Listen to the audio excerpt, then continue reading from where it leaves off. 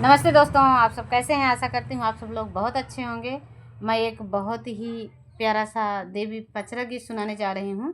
नवरात्रि भी आ रही है, आप लोग अच्छे से देवी गीत गाइए और नवरात्रि का आनंद लीजिए। माता रानी घर घर आएंगी। तो चलिए हम आपको देवी पचरा गीत सुनाते हैं। कहवा लगायौ मैया मावा माहुलिया हो कि कहवा लगावैना मैया मोरी निमिया कई पेड़वा हो कि कहवा लगावना। कहवा लगावौ मैया मावा माहुआ हो कि कहवा लगावना मैया मोरी निमिया कई पेड़वा हो कि कहवा लगावना। मैया मोरी निमिया कई पेड़वा हो कि कहवा लगावना।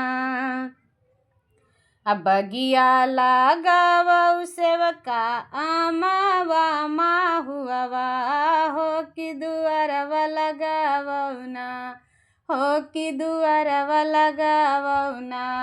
सेवका निमिया कई पेड़वा हो दुआरवा लगावना। सेवका निमिया कई पेड़वा हो दुआरवा लगावना। बगिया लगावौ सेवका आमावा माहुआ हो कि दुआरा लगावना हो दुआरवा लगावना। सेवका निमिया कई पेड़वा हो दुआरवा लगावना। सेवका निमिया कई पेड़वा हो दुआरवा लगावना। कवनाई फुलवा मैया आसना सजवली हो कि कावन फुलवाना हो कि कावन फुलवाना। मैया मोरी कराली सिंगरवा हो कि कावन फुलवाना। मैया मोरी कराली सिंगरवा हो कि कावन फुलवाना। कावन फुलवा मैया आसना सजवली हो कि कावन फुलवाना हो कि कावन फुलवाना। मैया मोरी कराली सिंगरवा हो कि कावन फुलवाना। मैया मोरी कराली सिंगरवा हो कि कावन फुलवाना।